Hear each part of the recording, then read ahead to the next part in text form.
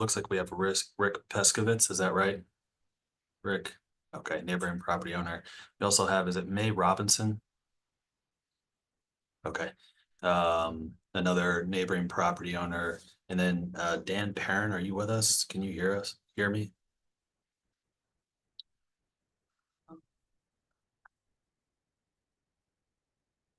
Doesn't look like Dan is connected to audio. Looks like there's a connection attempt happening now. So Dan, are you with us? Dan Perrin? I'm here. Okay, great. And then we have Stephen Rothstein. Welcome, Stephen. And that Stephen is the attorney for the applicant and owner. It looks like we have him, the owner, trying to join us now, Mr. Cody. And we also have Wes Menzel from the planning department. Welcome, Wes. Okay. I'm going to start by reading through our hearing script, which will just cover the procedure for this hearing, and then we'll get started. So we are, well, let's see, this is the February 27th, 2025 session of the zoning hearing examiner docket. My name is David Sturkey. I'm the zoning hearing examiner for the city of Cincinnati, and I'll preside over this hearing. The case before us today is here on a continuance from several prior dates. Case number is ZH20240131. That's 3265 Brotherton. The purpose of this hearing is to allow applicants and any other parties to testify and to offer and refute evidence and testimony. This hearing will follow the rules found in the zoning code and the supplemental rules of the zoning hearing examiner. All testimony and evidence that an applicant or any other party wishes to offer must be presented at this hearing. The hearing will proceed as follows. I'll first give the applicant, in this case, Mr. Cody and his attorney, an opportunity to provide testimony and present their case. There have been some, I understand, some revisions to the original plan for the outdoor area. So I'll allow them to present their entire case, including any changes or updates that they have made between the last hearing and now. I'll then, after I give them that opportunity, I'll then go to members of the public. I'll allow the members of the public, if they would like, to comment on the updated proposal. And I'll then move to the planning department. I'll give Wes Menzel an opportunity to provide any testimony based on those revisions and his review of those revisions. And if he would like, provide a recommendation for approval or denial of the updated plan. I'll then go back to the applicant and his attorney and allow them to respond to any of the comments from the public and any of the comments from the planning department, and then finally make any closing statements. After all presentations have been made, I will close the hearing. Decisions may be expected within 2 weeks. I may limit or exclude any testimony that I deem irrelevant or outside the scope of the application being considered. I may interrupt any speaker to ask questions or make any comments. In the event of any technical difficulties with the Zoom technology, I'll do my best to troubleshoot those issues as we go through the meeting. But if there is some defect that prevents us from meaningfully going forward with this hearing, I may continue or postpone the hearing at my discretion. Okay. The last thing I need to do is to swear in all of our witnesses. So if you intend on providing any testimony here today, making any comments, asking any questions, really doing anything other than just strictly observing here today, then the zoning code requires that I swear you in. So again, everyone who intends on providing any testimony, if you could unmute now. This does not include attorneys. Mr. Rothstein's comments will not be sworn testimony, but arguments. So if, again, if you want to provide any testimony, go ahead and take yourself off of mute now. I'll need you to raise your right hand and to answer out loud. Do you swear or affirm that the testimony you shall provide will be the truth, the whole truth, and nothing but the truth? Yes. Okay, so I have Dan and Wes that were unmuted. It looks like Rick, May, and Mr. Cody, you were all on mute. So if you could just unmute and respond in the affirmative if you would like to provide testimony. I do. Thank you. Rick, you're still on mute.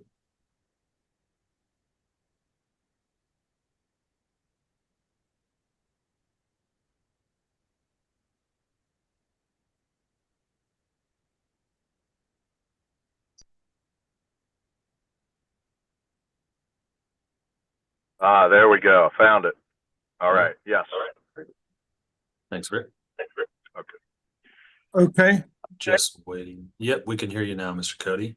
Okay. I don't see my attorney. He's in the room. Yeah. Yep. Fine. Okay. And I see you have another individual with you. Is That's- that person going to be providing testimony as well? Yes, Okay, could you give me your full name? It's Janet Grunwald, architect. Gromwald? Grunwald, yeah. Did you spell that for me? Gruenwald. I'm a registered architect. Okay, great. And did you also answer in the affirmative on the swearing in? Yes. Okay, great. All right, let's go ahead then and get started. Mr. Rothstein, Mr. Cody, Ms. Grunwald, are you ready to tell us about the project as it stands today? Yes. yes, Okay, it's up to you how you want to orient your presentation. One of you can speak, all of you can speak, however you think is best to communicate the information. I'll turn it over to you. Why don't I make the initial presentation and then Mr. Cody and Ms. Grunwald can supplement what I say. Sounds good.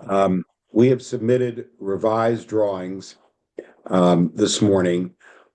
What we are asking for is that the south border of the proposed use would be 100 feet from the residential borderline, which is what is required by the code. And that's on the south. We would propose to go from the existing patio west, approximately, I think it's 8 feet, maybe.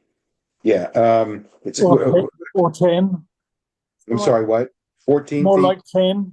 Oh, 10 feet. 10 feet west of the existing patio and 8 feet south of the existing patio, which would give us, if you factor out the approximately 825, if I'm not mistaken, square feet of space, which is less than 50% of the interior space, again, in accordance with the code. With respect to buffers, there is a 6-foot fence that would be south of the area in question that's pretty much contiguous with the back of the building. So there would be a lot of land between the back of the space we're requesting and the back of the building. There's a 6-foot fence there. There's a parking lot and a driveway south of that. And there is a 4-foot fence along the residential property line. So there are 2 already fence buffers. There are also existing, garages back there that functionally operate as buffers. And of course, the back of the building between where the space we're requesting would end and the back of the Can building. we see an image of this? Yeah, we have I can pull up an image Okay. now of the. we proposed submitted a site plan. schematic, yeah. 'Cause I'm trying to think if there's a fence. Like I say, I own the property behind the parking lot, if you will, and I'm not sure there's a fence there. Maybe I'm wrong. John, there's a So- fence there, right? Yes, and there's a garage. So, Rick, if you could just hold on one second, I want to let them Okay. get through this presentation. You'll have an opportunity though to ask questions here in a minute, but Okay. this is the drawing that we received today that has some measurements on it. This here is the sort of the front of the pub, and this is Brotherton here. This is the area where the existing patio structure is. In the area outlined in red, my understanding is that this is the proposed area to use as an outdoor patio, that a fence Correct. exists here, and that a fence also exists here. Is that right, Mr. Rothstein? Is that accurate summation? That's my understanding as well. And I believe if you look at it on Google Maps, I believe they both also show up on the Google Maps. So we think that everything that we've submitted here is already in compliance with with the existing zoning requirements and really doesn't even need a conditional use permit. We would also point out that the excuse me. We would also point out that under the ordinance, the existing ordinance, since we will be 100 feet from the residential property line, we have 2 a.m. On the weekends and midnight during the week.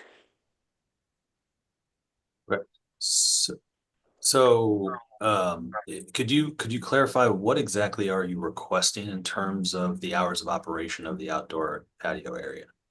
John? Well, we would prefer 2 o'clock every night. But most nights we close early anyway. So what are you, so you're requesting In to accordance with- 2 o'clock every night, 7 Yes. days a week? Yes, I believe if we're not within 100 feet, then that is allowed. We would request whatever the Department of Liquor Control allows. So in this case, we're operating under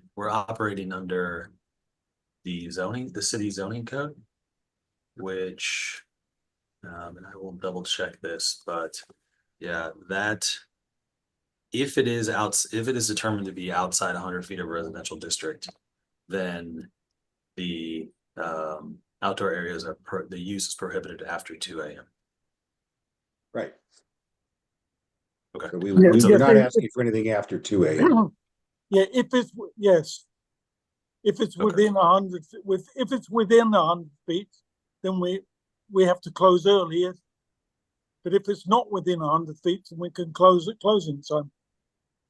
And this is not within the 100 feet. This Yes. is most current proposal. Okay. And this is also I also two like other to points I'd like to make. One is that if one drew a line from I don't know his last name, but Dan's residence, if he drew a line from his residence to where the proposed use is, there's no visual line of sight because it's blocked by the building, by our Yes. building. So that's one other variable there. Okay. Oh, and finally, we brought up the establishment bar on Wasson Road, and that bar is allowed the 2 a.m. closing time as well. Similar situation. But they're very, very close to the houses. They are within 100 feet. Whereas we're asking for something that would be outside the 100 feet. Yes. Okay. Anything else you'd like to say before we move to public comment and comment from the planning department? John, anything you or Ms. Grunwald would like to say? I think that was covered fairly well by your narrative as well as Johnny's. Okay. All right, thanks. I'm going to go just slightly out of order here. I wanted to ask Mr. Manzella a clarifying question on the 100 feet. The applicant is proposing an outdoor area that is that the designation of the outdoor area, the line of the outdoor area would be 100 feet from a residential district boundary line. How does the planning department interpret the 100 feet difference? Is it from the outdoor area itself, or is it from the property line that the outdoor area sits on to an adjacent residential district boundary line? The 100-foot distance is measured from the property line of the subject property. So it's measured from the south property line. At that point, going 100 feet. No. It's not measured from the patio space itself. So just to dig on that a little bit, this distance of 100 feet from the edge of the proposed outdoor area to the residential district boundary line, which I think is the same as the property line, correct? No. This property borders a residential district boundary line. No. So you're saying this distance, Mr. Cody, just give me 1 minute if you would. So this distance, although it is 100 feet, the planning department has interpreted this code section to mean that the actual property line needs to be 100 feet, not the actual outdoor area. Is that right? That's right. I mean, that's based on the city law department and planning department interpretation and implementation of that over the last few years. So, Okay. John, do Mr. you want to speak to Aaronstein, that? Can yeah, I before we comment? go, yeah, absolutely. I That's- was hoping you would. I went down to see Mr. Munzel and his Miss A house, and I believe that is a misinterpretation of the code. That is not what it says in the code. The code says that the outdoor seating area must not be within 100 feet.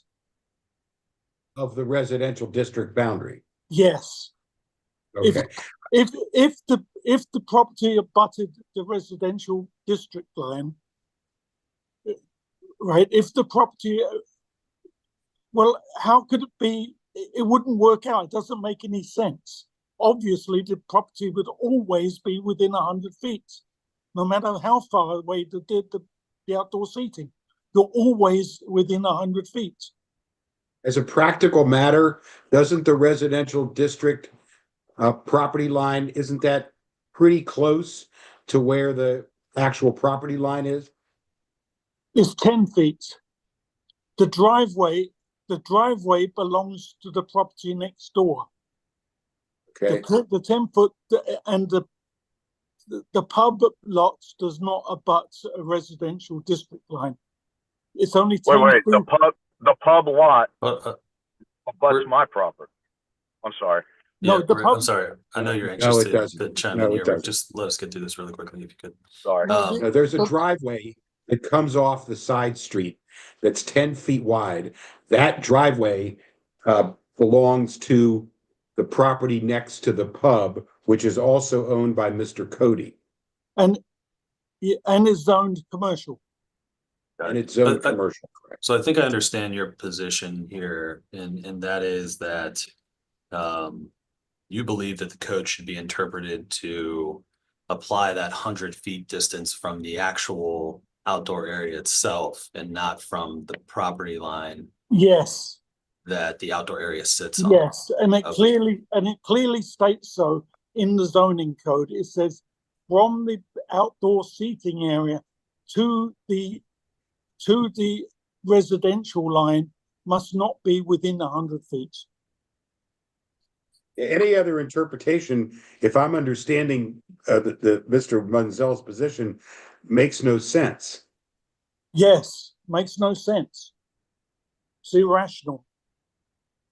So, And if there's an issue of the 10 feet, you know, whether we're 90 feet or 100 feet, I think that's a driveway. It belongs to Mr. Cody anyway. I don't think that should make any difference. okay, so a couple follow-up questions. Let me share my screen again here.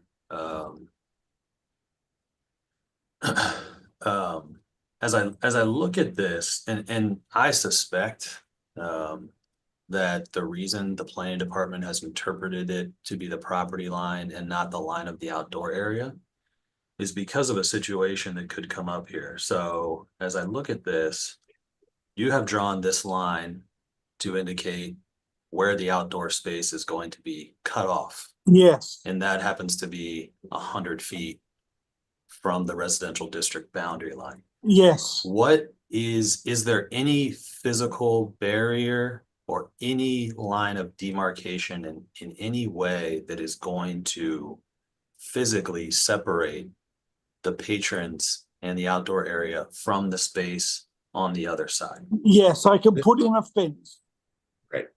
So as we look And here, if you would if condition the the line is approval, here, Yes. what's to actually stop someone? And then once this has been granted, how does that get enforced? If we'll there's put a nothing fence that in. actually stops. So We would put a fence in, another Yeah. third fence in here. fence.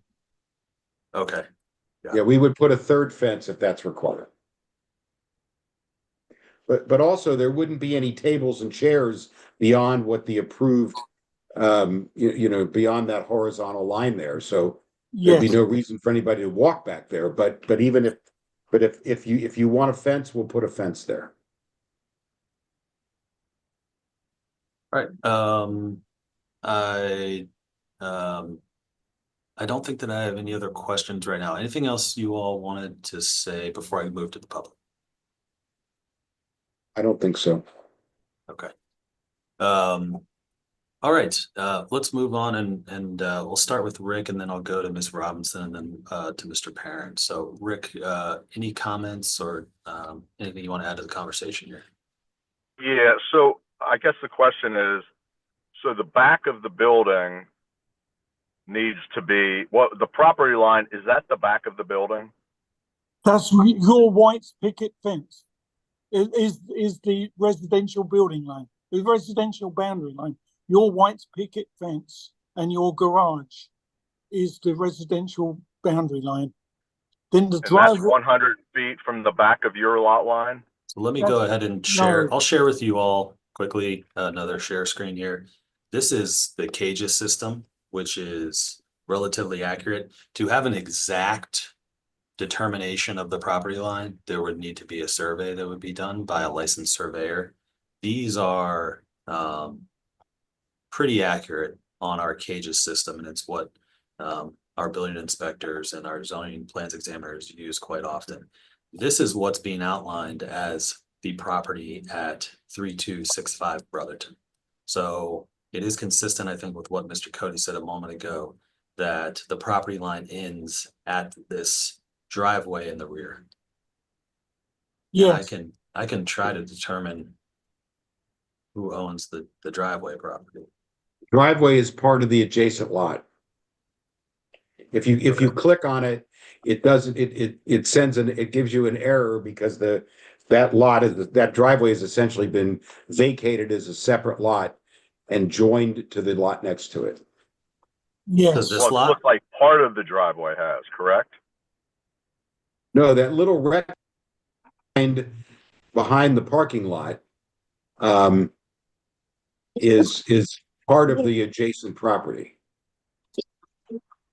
Are you, real quick, Mr. Rothstein, Yeah. you're saying that this driveway Right. here, this section is part of Right. this lot? No, it's No, part of the that's my lot lot. next to it. So It's part of John's, that lot. Yeah. Okay, got it. All right. Yeah. Thank you. Okay, so Rick, seeing that, what did you want to tell us? Well, I mean, I just, again, my issue and concerns are, number one, the noise. Number two, the flow of people going between properties. Within the last 3 weeks, we had 2 more incidents where my daughter, who lives in the house behind, her driveway was blocked, half of it blocked by a patron from the pig. Had to call the police. The police towed the car, and then I guess they found out who the patron was. And John responded. He was very nice about it. But it's annoying on a weekend when my daughter comes home and can't get in her driveway. So I'm concerned about the overflow of people that would maybe loiter in that 100 feet behind his building. Granted, there's no seating there, but you know, if the outdoor patio is literally blocked in, maybe that makes a little more sense. But the other question is this barrier, and the picket fence might belong to me, and it probably does belong to me. And it's just a short white, literally picket fence, offering no barrier from noise or vision or anything. And that's certainly not 6 feet tall. I don't think anyway. Yeah, it's a 4-foot fence. Right, but I think it's my fence. So I think Yes. the key is, Yes, no it's matter your- what happens, you guys, I'm looking for something that if I got a family, because my house is going to be going for sale soon, and I got 8-year-old kids or 6-year-old kids playing out back, I don't need them looking around, you know, being able to see the back of this busy bar. Well, they It's cannot. one thing if there's a barrier, right? They cannot see. They cannot see the outdoor seating area. Sorry, that makes sense. I can't hear her. Yeah, sorry, go ahead, try again, Mr. Cody. There is a 6-foot fence at the back of the beer garden area, so they cannot see the activity at the bar. Is the beer garden what you're saying is your new outdoor patio? I'll share. The I'll front, share. I'll share again, Rick. Okay. As you look at the Google satellite here, so this is the 4 feet picket fence that was discussed, which is a property line. And then, you know, the driveway here, and then this 6 foot fence is what I think he is currently referring to in terms of obstructing vision from other properties. But I yeah, believe he's also now proposing to put another fence somewhere yeah, along there to cut off to delineate where the outdoor area is. and possibly construct something else. It could possibly construct an addition to the outdoor patio area that would completely block it off. So they couldn't leave that patio and go to the rear yard? No, that'll be closed off with a fence.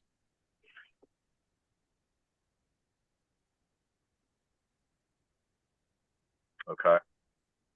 And also, you've got a 2-car garage at the back of your lot, which buffers as No, well. I'm aware of that. So that lot, you use that for your patrons, that lot? Which lot? The lot behind your building with the parking garage? No, yes, that's parking. That's my parking. Parking is not an issue because they had a new overlay plan in Oakley. Right. No, I understand. Well, it's not an issue because they park in front of people's driveways. They, But I We hear have what no you're control saying. over that. That's a police department responsibility. yes, and also we are planning. We will not violate the city ordinance for noise, and we've never had a noise complaint. I have one more question, because you guys were saying that, listen, the law asks for or demands 100 feet from the residential line. So you're in agreement or following all those rules. But am I right that the zoning did not permit outdoor seating? Wasn't that something they offered up during COVID and it wasn't part of the law? I don't understand your question. Well, I guess question I have is, Mr. Starkey, does their zoning permit outdoor seating at all? Yes, So it technically, without conditional use approval and under the interpretation of the zoning department and the planning department, they are not permitted to have an outdoor dining or entertainment area at all on the property, because the property line of the bar or of the property that the bar sits on is within 100 feet of a residential district boundary line. that's a misinterpretation of the code. Right. So that, well, that is the position of Mr. Cody, is that that's a misinterpretation. And as long as the actual outdoor space is 100 feet away, then it's permitted. Yes, And the planning department interpretation does not agree with that. So yes. Out of Can I speak to curiosity, what that is? a minute? Can I Sure. speak to that a minute? In correspondence with Mr. Munzel earlier today, I don't believe he raised that as an issue.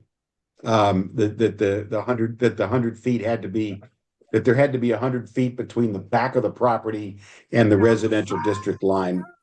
In his narrative this morning, he never said that was the city's issue. Well, actually, I take that back. He did, but he said this is not crucial to the review. He said that was their interpretation, but he said this is not crucial to the review. okay. Let me. Okay. Can I say something? So yeah, not quite yet. I'm gonna let Rick. Rick, do you want to summarize your comments? Well, I mean, whatever you guys decide or what's allowed, what's not allowed, I want the minimum what the city requires for boundary and you know, fencing and bushes or whatever that will separate it, the residential from the business district, which I know that's something to do with the zoning code, whether it's bushes or what, because the whole idea is if you're abutting a residential area, there needs to be enough of a blockade, if you will, or what is the word you guys use? Buffer. A buffer. Yeah. And certainly now there's no buffer really. What was the last thing you said? I don't believe there's any buffer now. I mean, my fence shouldn't count, obviously, and it's not. And the 6-foot fence that he has is a buffer maybe between the house, between his two houses and the property behind it. But there's no buffer from his bar to my property. Okay. We would respectfully disagree with that. Yeah, I understand. What's the buffer? Okay. The fence is the buffer. What fence? My fence? No, the 6-foot fence that straddles the two buildings. But the fence that straddles the building is not behind my property. I'll share my screen again, and It's between the two properties. it's so this is the back here, folks. Yep. This Yeah. is the 6-foot fence that Yeah. the owner and applicant believe qualifies as a buffer. And Rick, you do not think that Well, my property isn't behind that fence at all. where is your property? Behind that white car. This one? Yep. No, No, not that one. Mine's on the corner. So that white garage you see, that belongs to me. That's my This house. does. So this house here? Yep. The gray one on the corner is my house. So that garage belongs to me. We're saying that picket fence is the borderline. And what Yeah. I'm saying is that 6-foot fence that he has between the two houses. Yeah. Is not at all behind my house. no, it's not behind your house. My property. But the building itself is behind your house. I understand the building is behind my house. All right, well, that's a buffer also. Okay, let's just hold on. I understand the position of both Mr. Peskovitz and Mr. Rothstein. I understand the you know, the distinction here that both of you are drawing. I'm going to move on to Ms. Robinson, give her an opportunity to provide her thoughts. Ms. Robinson, anything you want to say? And if so, and John, sorry, I promise I'll give you an opportunity to respond to all of the testimony you hear here. But I need to try and get through this and do it in somewhat orderly fashion. So Ms. Robinson, what would you like to tell us? I guess I'm concerned about a barrier too. And you know where my property is. I don't know if it's what part of the north, south. You can see it on the drawing. It says May's house. But there is a little picket fence there right now that doesn't provide any barrier or enough that I get beer bottles thrown over the picket fence and everything. I would like a 6-foot barrier right there too. And also, I do not believe my property is 100 feet away from the new proposed patio. I really do not. So I don't know how that's got to get checked, but my property, I do not believe is 100 feet from the patio that's going to be made. Let me ask, May, do you know if your property is in a residential zoning district or if it's in a commercial zoning district? It's commercial. Not my property. Yeah, hold on. I believe it's Mr. commercial. Rothstein, let me just double check here. It'll just take a second.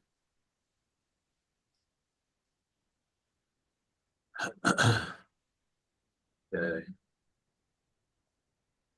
Yeah, so Ms. Robinson, I think the distinction here is that it's not 100 feet separation from all residential properties.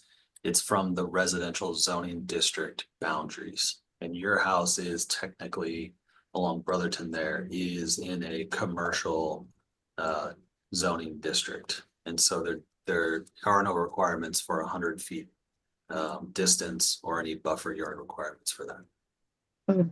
It's new to me. I didn't know that. Yeah. That doesn't mean that you know your comments and your opinions here aren't to be considered. It's just that there is no technical standard that there is a a distance or a buffer. You know. Well, the fence that's there now is just a little picket fence that doesn't provide any privacy, so. Okay. Anything else you want to tell us?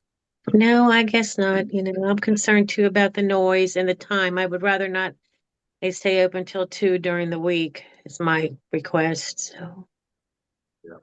Okay. Well, I appreciate your comments and you attending each of these hearings. Thank you. Thank you. I'm gonna move over to Mr. Perrin and then we'll hear from Wes Menzel. No, I mean, I would probably just echo everybody else's concerns. Naturally, I shared on the first call some of the things that Rick has also shared in terms of just general, maintenance of the neighbors and the buffering and the landscaping, the traffic issues, the safety concerns. But in terms of, I guess, formality and zoning, and that residential district, even if we did honor, what everybody believes is like the property, like the zoning district to the outdoor space has to have 100-foot buffer. If you look to the west of Johnny's property, even the new addition there has to maintain that 100-foot buffer. And looking at the zoning map on that GS site, it looks like that is still going to be in conflict with that 100-foot premise. Is that accurate? So could you be To the more west. specific on where you think it Am I able to share my Yeah, screen, yeah. Dave? yeah, go ahead. All right.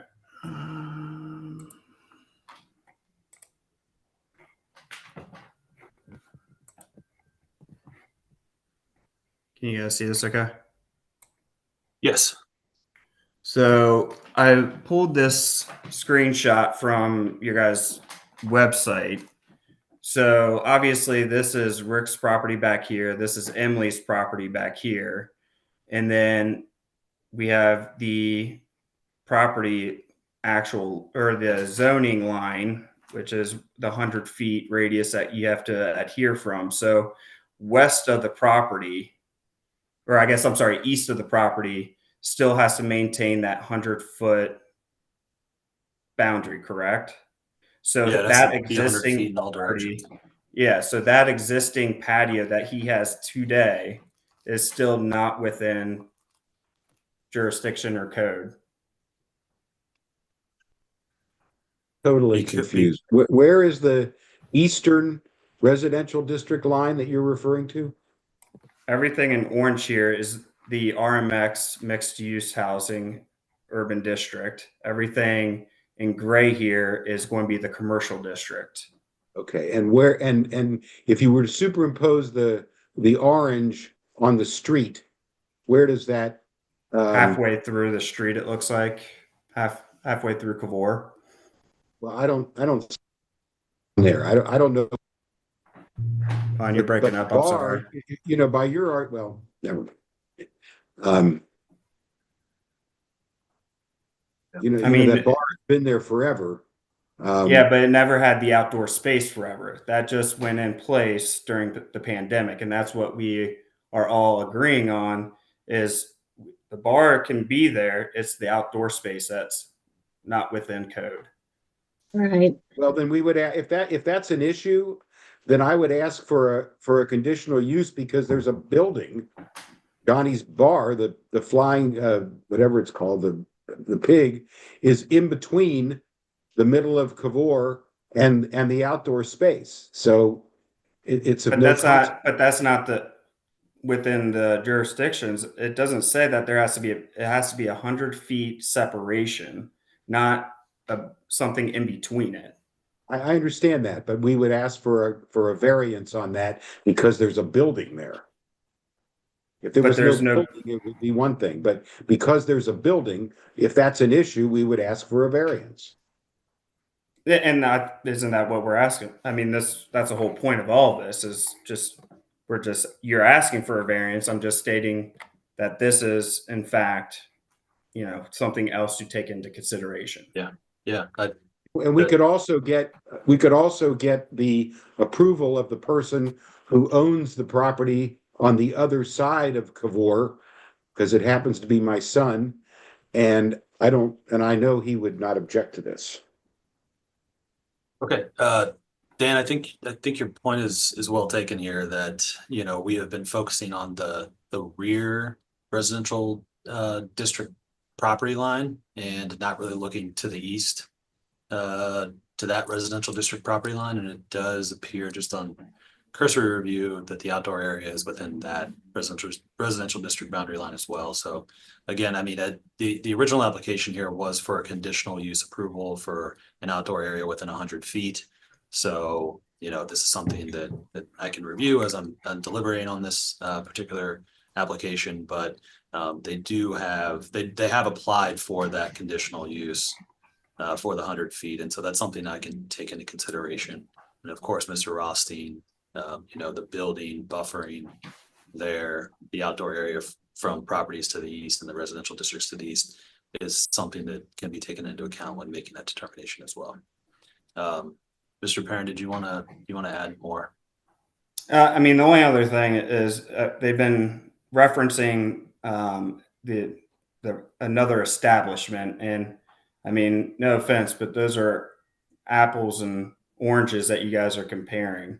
I mean, you can do a Google Street View and see that there's completely two different operations being ran at each of those, and just the aesthetic and maintenance is completely different as well. Plus, the actual zoning is different than in our circumstance than theirs as well. So, it's not really going to be a fair comparison. And I would speak to that. Mr. Rothstein, I will give you an opportunity, Mr. area. Rothstein, to go ahead and I hate to mute you, but again, according to the procedure, and I've let this slip a little bit, but I would like to try to get back on track here. The public needs to have an opportunity to provide testimony uninterrupted if they would like. There is a part in this process carved out called rebuttal, I'm sure as an attorney you're familiar with, where you get to respond to the arguments from the public. And so if you could please just try to hold your comments until that portion. Mr. Perrin, if you'd like to go ahead. No, that's it. I appreciate it. Okay, great. All right, we're now going to move on to Mr. Munzel with the planning department. Mr. Munzel, what would you like to tell us? Hi, I guess, so we traded several emails this morning with the Mr. Rothstein, trying to outline and clarify what they were requesting and how that would impact our review. So the proposal for the 825 or so square feet sized area is smaller than the original proposal. And based on the code, the smaller area, if it were approved, would not require a specific approval as was outlined in the original application report. That's part number 2. Now, the part number 1 would still need to be reviewed to have an outdoor area at all, given the context and neighborhood comments and such. So that still would need to be reviewed. The hours of operation still needs to be reviewed for conditional use because it goes beyond the 10 p.m. cutoff Monday through Thursday and midnight Saturday, Sunday night, or Friday, Saturday nights. So that still needs consideration. And then the buffer yard element, which I hadn't really, I kind of thought that because it was farther away from the property line than, for example, the E, but I didn't necessarily think that it was as big of a deal. But now hearing the comments of the owner to the south, and I had mistakenly assumed that picket fence was part of Mr. Cody's, but it's not. So I would almost want to relook at the buffer yard part and require a 6-foot fence along that south property line that's a required buffer yard element. And perhaps, although not required, the west property line where another woman was speaking, and maybe there should be something there as well, even though it's technically on a separate parcel from the bar. So I guess I just want to highlight those couple of things. And, again, the hours seem to be perhaps a little bit of a, even though the patients are maybe leaving, they're still impacting the neighborhood property owners. And so maybe a limiting of the hours might be something to more stringently look at to address that, the circumstances of the parking in someone else's driveway or whatever, that kind of thing. But those are kind of just my initial comments based on the discussion I've heard. So if you have any specific questions. Yeah, I do. Wes, are you saying that based on the testimony here today and the conversations here today that you believe that there is additional relief required? Not additional relief, just of the 4 items in the report. If they decrease the size of their area, which they are proposing, that item number 2 would not be needed, the relief for that. But that they've asked for relief from the buffer yard, which I think maybe that needs to be re-looked at, that section. Okay, in what regard? What are the implications there with the buffer yard requirements in the zoning code? Okay, so on that south property line there, they would be required to have a 15-foot wide buffer and a 6-foot privacy fence. So currently there's like a driveway, and then I had the 4-foot picket fence is not Cody's, so it's really not relevant. But what about the picket fence what about or not the picket fence, but the 6-foot fence that separates or that runs between the 2 buildings? Wouldn't that satisfy the 6-foot privacy fence requirement? Perhaps, although. And they are suggesting that they would be willing to put an additional fence in that delineates the actual outdoor area. Would either one of those individually or the combination of both require the 6-foot privacy fence requirement? Or does it have to be located on a property line? It does not have to be located on a property line. I was just accounting for the neighbor to the south's comments, but if they did do another fence directly at the edge of the patio, 35 feet from Brotherton, then that would be conforming to the requirement for that buffer yard element, as far as the fence part. Okay. Anything else you wanted to tell us, Wes?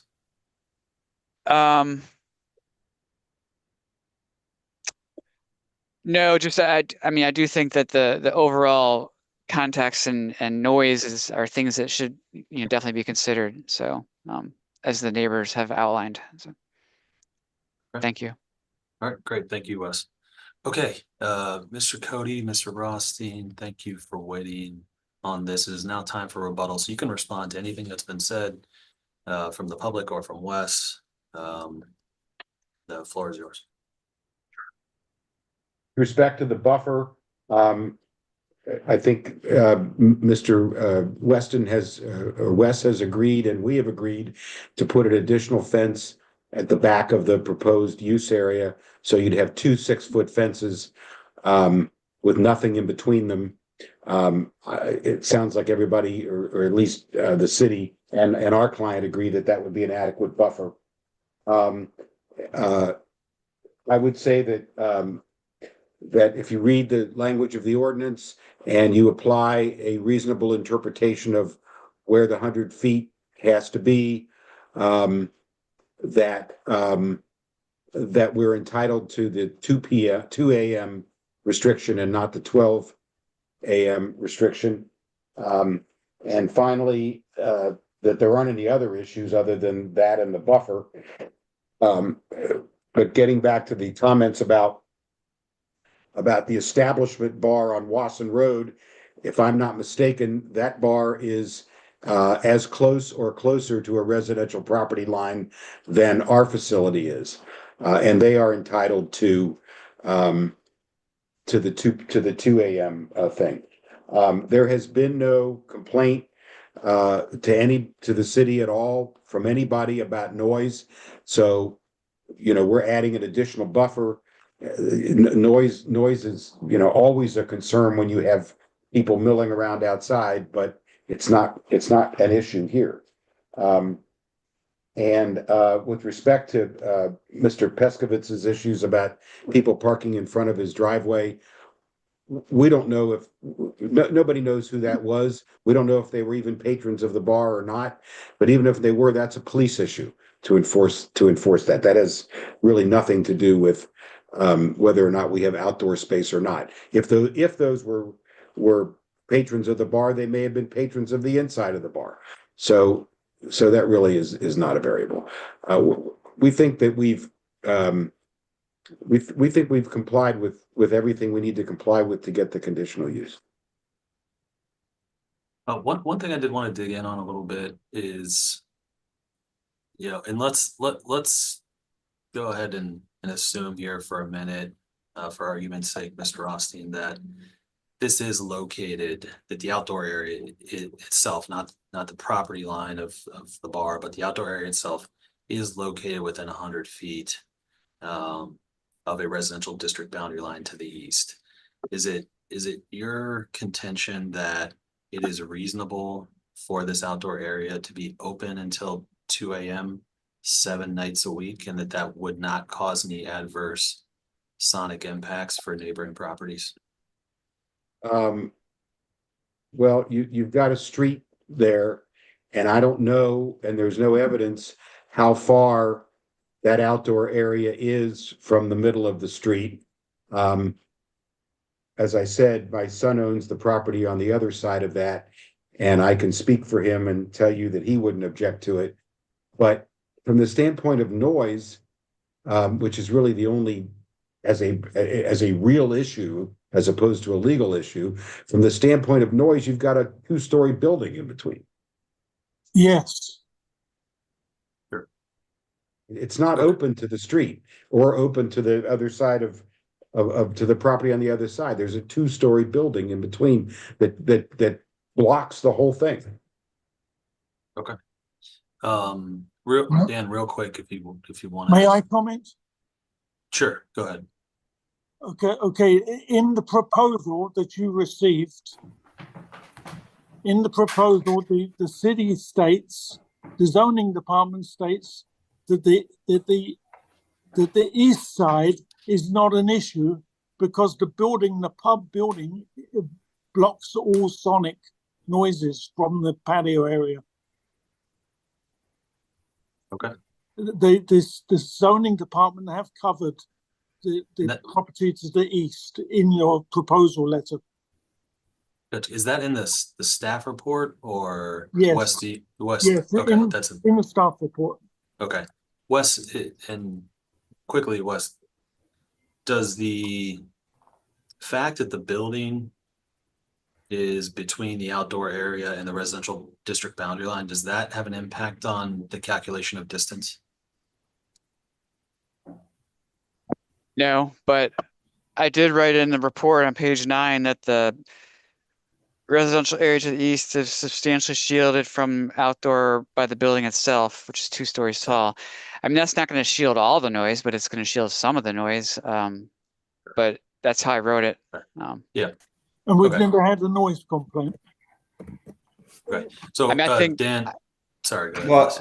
I was just gonna say, I think the noise emanating is more impacting the area to the south and west.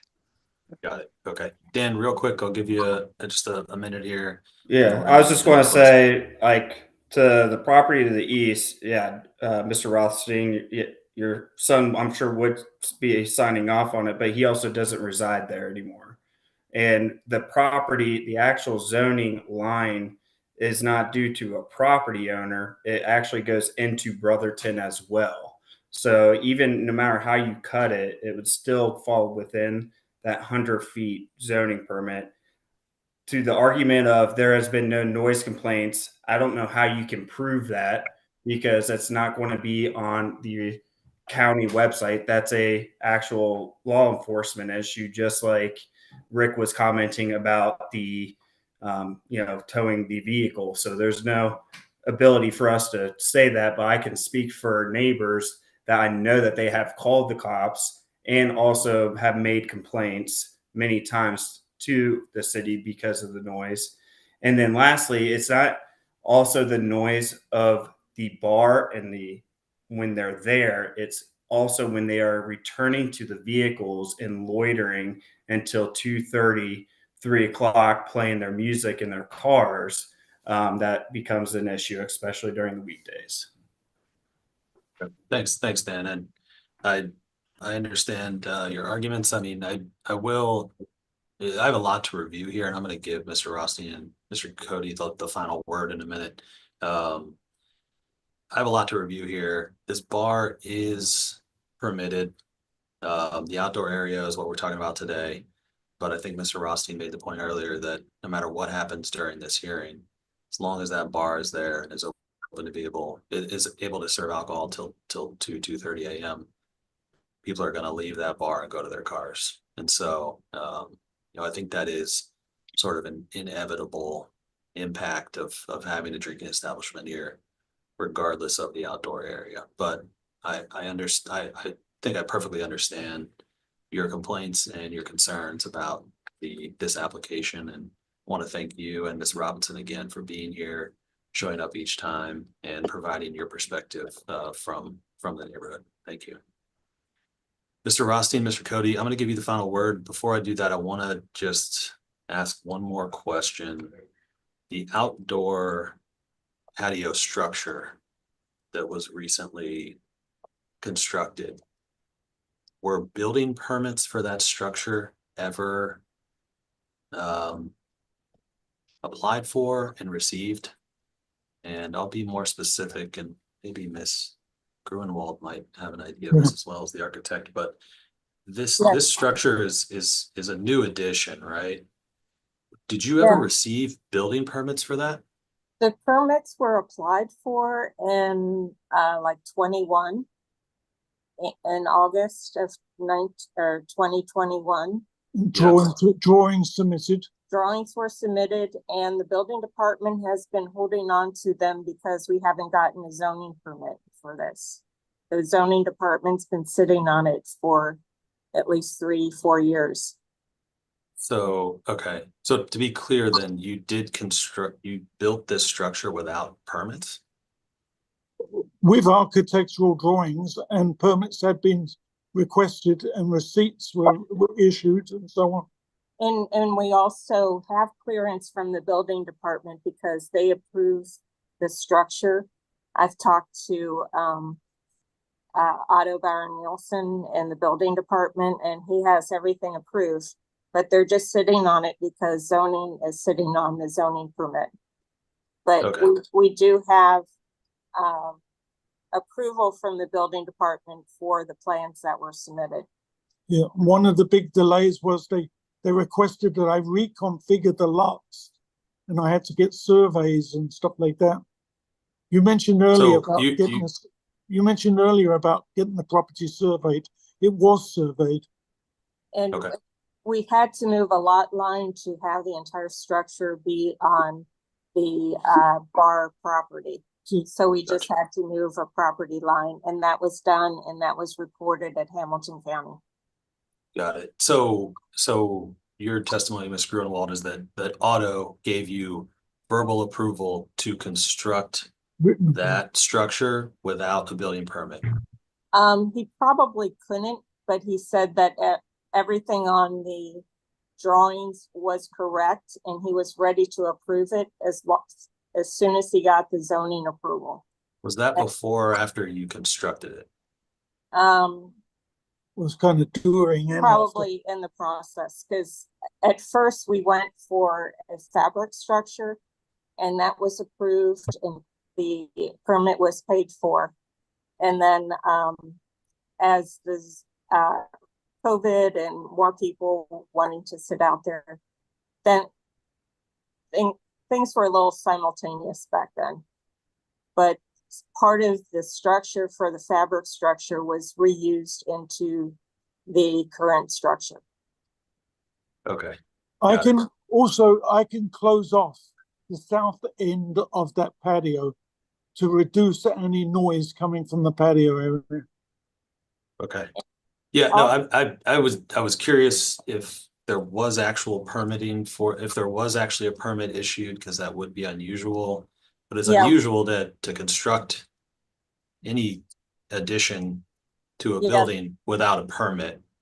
That Um, structure isn't completed because we stopped because we were still waiting for the permit to be approved. And Okay. it's been like 4, 5 years now. Yeah, it's been held up by zoning. Okay, We stopped when we were told to stop, and it's been held up by zoning because we can't get the permits through the building department approved until zoning signs off. And okay, we're waiting on zoning for what, 5, Okay. 6 years, or about 5 years now. okay. Understood. I thought that I heard testimony during one of these hearings that outdoor area had been used. And to use that without a certificate of occupancy and a permit is obviously illegal and highly dangerous. But let's get back on track with the zoning. I understand that you're trying to work through the process now of getting things permitted. So let's move into any closing remarks or statements before we adjourn, and I'll allow anyone We'll here submit to make based some on, remarks. we'll submit based on what's been said. Okay, great. Sounds good. We'll leave it at that then. I obviously have a lot to look through and consider before making a determination on this. I'll do everything I can to get a decision out to you as quickly as I can. I mentioned at the beginning that typically takes about 2 weeks. This might be just a little bit longer based on, the multiple hearings and all the information I need to review. But as soon as I do make a determination, I put that decision in writing, and then I put it into a PDF, and I'll email it to everybody who's in this hearing and who has been to these hearings. So you all will receive that decision really just moments after it's complete. If all or a portion of this is approved, Wes can then sign off on the zoning permitting on his end, and you all can take the next steps. If it is approved and one of the neighboring property owners would like to appeal that decision, that is an option that is available to you. You can appeal this to our zoning board of appeals, which will review my decision. The inverse is also true. If I deny this, it can be sent to the zoning board of appeals. The zoning board of appeals can review my decision of denial and reverse if they think it is appropriate. If you all have any questions about the procedure here, and Wes, did you want to jump in? Yes, I just want to highlight that if David does some sort of approval and outlines some conditions, like for example, the 6-foot fence at the edge of the patio, 35 feet from Brotherton, those kinds of things, you'll have to put that onto a drawing and submit a revision for the permit that you submitted 4 years ago, and do a good drawing, with dimensions and everything. Like, this might need to be a little bit better than this one, so it's clear to me reviewing and clear to anybody else that looks at it down the road what's going on there. But I would not be able to approve the permit for zoning without a drawing that shows the items that Mr. Sturkey potentially might outline in his decision, such as the fence. Thanks. Thanks, Wes. If there are questions, which there often are, about the process, the permitting, before or after I issue my decision, I'm happy to answer those questions. I know Wes and the planning department are happy to answer those questions. I cannot take in any more evidence or testimony. So Can I say something? I can't. Sure, go ahead. I just want to say that now that we're no longer within 100 feet of residential, I think that all of the issues have been cleaned up. That there's no conditional use needed. Yeah, I understand. I understand that your Okay. position, and I think that's been made clear. Yeah, and I'll consider that and talk about it in my decision. So Thank you. my written decision, sure. So again, I was just saying that I can't take any more evidence or testimony. The case is, and the hearing is closed. What I have to consider is what's already on the record, what's already been distributed to me, and the testimony in these hearings. So I won't consider any further evidence, but I can answer questions about procedure. Having said all of that, thank you again for your time, your testimony. I hope you all have a wonderful day, and we are adjourned.